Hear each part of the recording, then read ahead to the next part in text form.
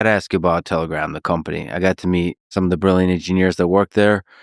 Telegram runs lean relative to other technology companies that achieve the scale that Telegram does. It has very few employees. So, how many people are on the core team? Let's say the core engineering team. The core engineering team is about 40 people.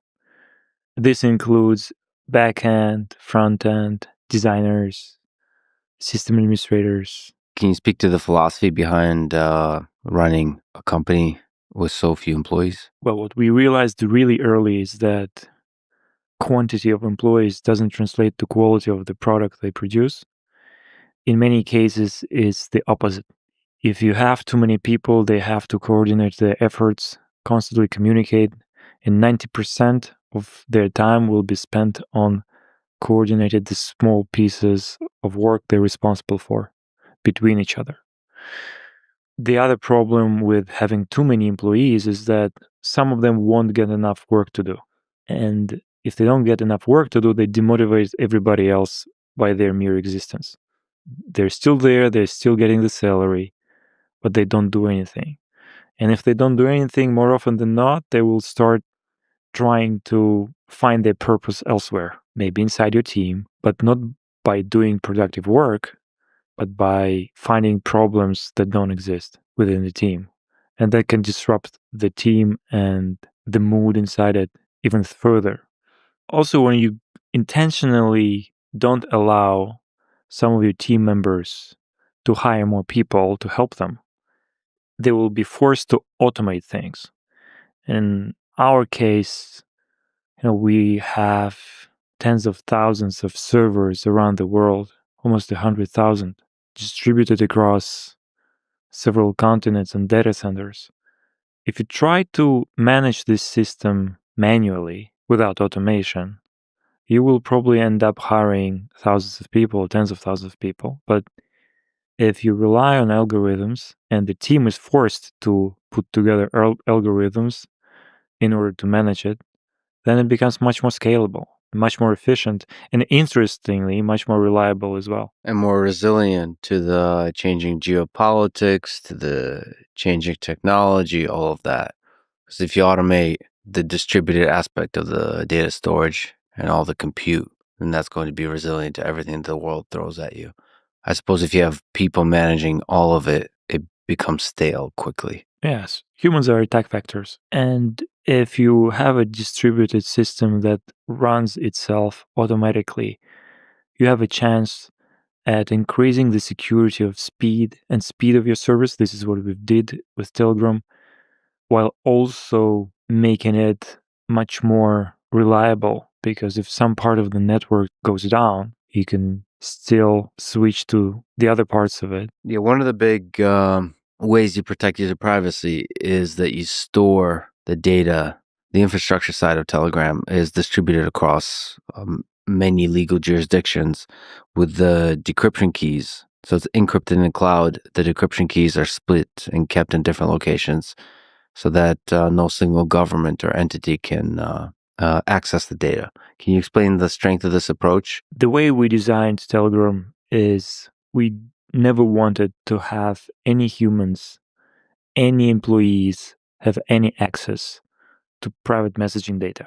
That's why since 2012, when we've been trying to come up with this design, we always invested a lot of effort into making sure that nobody can mess with it.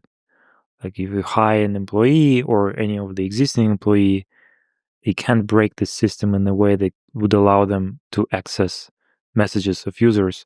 And then, of course, we launched end-to-end encrypted messaging that is even more protected, but it has certain limitations. So you still have to rely on an encrypted cloud. So an interesting engineering challenge was how you make sure that no point of failure can be created within your team or outside. So no employee can even access user messages. So that's the thing. We're talking about encryption, we talk about privacy, we talk about security, all these kinds of things. I think the number one thing that people are concerned about which there's also misinformation, is about private messages.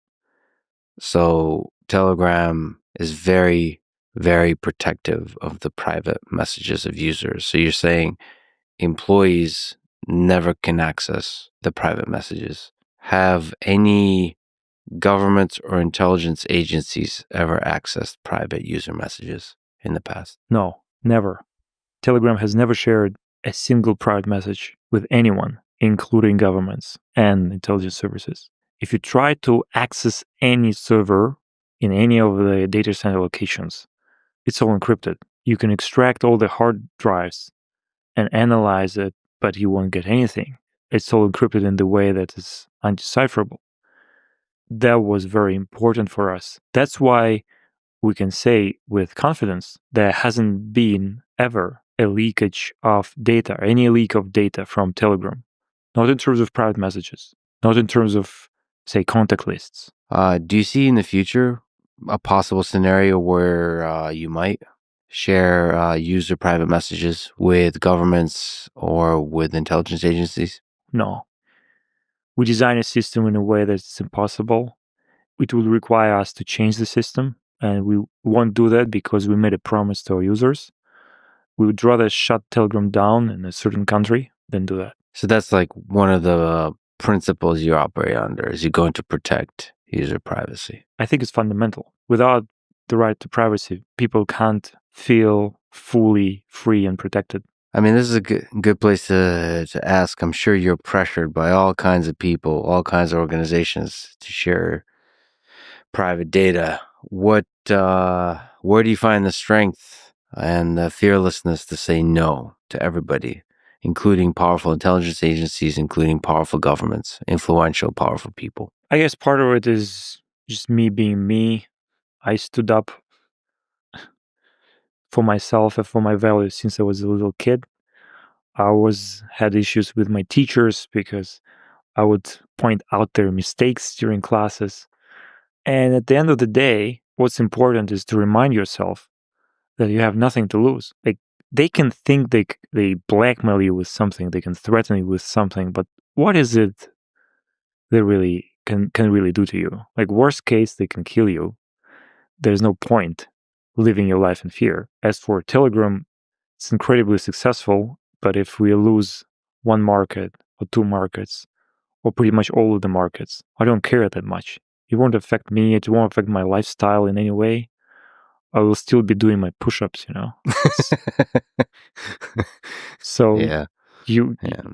you don't like encryption, you don't like privacy, you think you should ban encryption in your country, like the European Union is trying to do now for all the member states.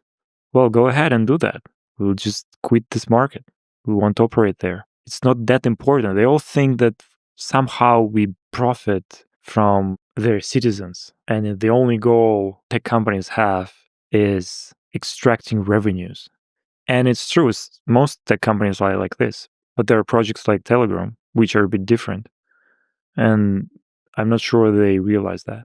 So for you, the value of maintaining your integrity in relation to your principles is more important than anything else. And of course, we should say that you also have full ability and control to do just that, because you, Pavel Durov, own 100% of Telegram. So there's no other anybody with a say on this question. There are no shareholders, which is quite unique.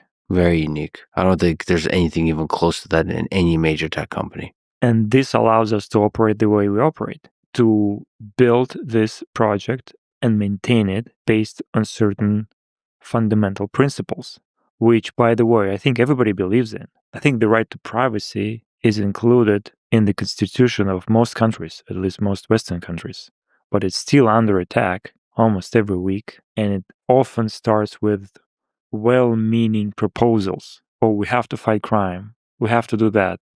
We have to protect the children. But at the end of the day, the result is the same. People lose their right to such fundamental thing as privacy. They sometimes lose their right to express themselves, to assemble. And this is a slippery slope that we witnessed in pretty much every autocratic country, or country that used to be free and then became autocratic. No dictator in the world ever said, let's just strip you away from your rights because I want more power to myself and I want you to be miserable. They all justified it with very reasonable sounding justifications. And then it came in stages gradually. And after a few years, people would find themselves in a position when they're helpless. They can't protest. Every message they send is monitored. They can't assemble. It's over. So you see Telegram as a place that people from all walks of life, from every nation, can have a place to speak their mind, have a voice. And the government is not some abstract notion. The government consists of people, and these people have goals. They would naturally be inclined to increase their level of influence, to have more subordinates, to have more resources. And that's how you end up in an endless loop of ever-increasing taxes, ever-increasing regulation, which ultimately just suffocates free market, free enterprise, and free speech. So you do want to have very, very strict limitations on the extent the government can increase its powers at the expense of citizens.